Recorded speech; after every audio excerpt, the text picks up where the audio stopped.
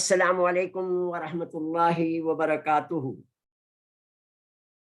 بسم اللہ الرحمن الرحیم۔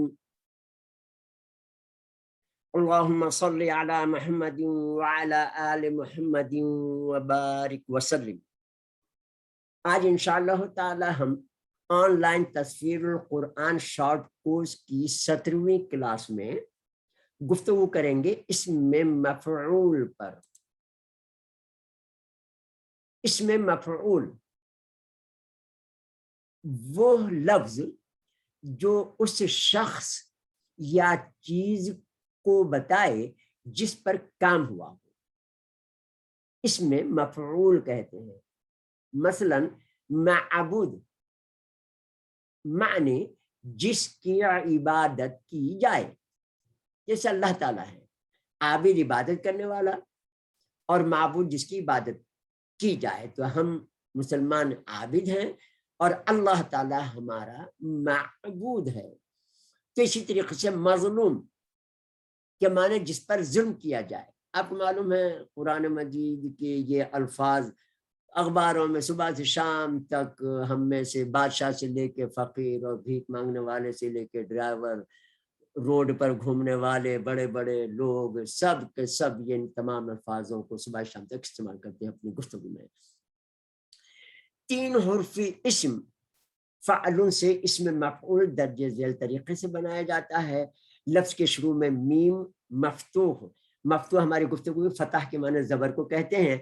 تو یہ تمام ٹرمز کیونکہ تمام گرامر کی کتابوں میں، صرفیوں اور نحویوں نے کتابوں میں لکھی ہیں، تو ہم یہ ان کو اس لیے اس میں گفتگو کر رہے ہیں کہ آپ کے بھی ذہن میں رہے کہ جب آپ مزید آپ کو شوق ہوگا اور مزید چیزیں آپ انشاءاللہ تعالیٰ پوچھنے کے لیے اپنے محلے کے عالم کے پاس، خاندان میں کوئی عالم ہو، کوئی درس نظامی سے فارغ ہو، کوئی مفتی ہو، آپ ان کے پاس جا کے پوچھیں گے تو آپ کے ذہن میں رہے کہ یہ ٹرم آپ جب گفتگو کریں گے ان ٹرمز میں تو ماشاءاللہ ان کو بتانے میں بھی مزہ آئے گا اور بڑے شوق سے اور پیار سے آپ کو بتائیں گے۔ تو لفظ کے شروع میں میم مفتوح یعنی زبر کے ساتھ لگا دیتے ہیں، ثلاثی کے پہلے حرف کو جازم کر دیتے ہیں یعنی جزم لگا دیتے ہیں۔ تو دیکھیے فعلن تھا، اب یہاں ہم بنا رہے ہیں تو میم لگا پہلے زبر کے ساتھ، اس کے بعد یہ ثلاثی جو تھا فعلن، اس میں فا کو ہم نے جزم لگا دیا تو مفع بن گیا۔ اس کے بعد تیسرے نمبر پر کیا کریں گے، بیچ والے حرف پر پیش لگا دیتے ہیں۔ تو یہ فا عین لام میں یہ جو عین تھا اس کے اوپر مفعول بناتے وقت پیش لگا دیں گے۔ اس کے بعد کیا کریں گے اور آخری حرف سے پہلے واو لگا دیں گے۔ تو یہ دیکھیے واو لگ گیا تو کیا ہوا، فعل سے مفعول بن گیا۔ اسی طریقے سے خلق سے مخلوق بن گیا۔ آپ بناتے جائیں 3 حروف سے، آپ خود بنائیں، معنی کرتے جائیں اور قرآن مجید پڑھتے جائیں، ماشاءاللہ لا قوت۔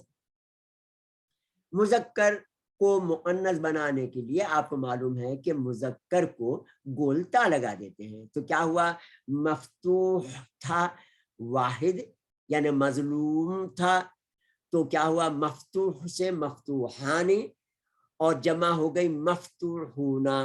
تو یہ مظلوم اگر ہوگا تو مظلوم، مظلومن، اس کے بعد مظلومانی اور مظلومونا۔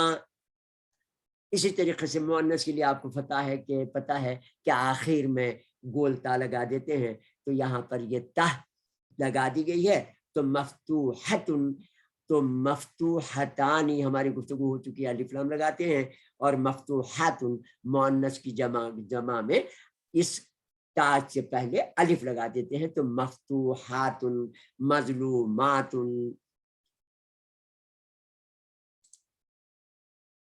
یہاں پر بالکل اسی طریقے سے ہم ان کی مشق بھی خود کریں گے۔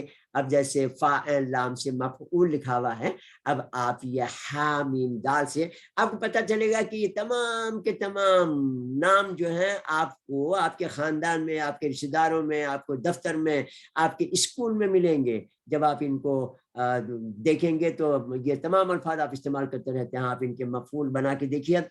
تو یہاں پر مثال کے لیے یہاں دیے ہوئے ہیں، باقی جو ہے یہ مشق آپ نے کرنی ہے۔ تو فاعل لام سے مفعول، خا لام خاف سے مخلوق، نون زارا سے منظور، قاف صاد دال سے مقصود، ظالا میم سے مظلوم، سین جیم دال سے مسجود. جزاکم اللہ خیرہ. ربی زدنی علما. السلام علیکم ورحمۃ اللہ وبرکاتہ.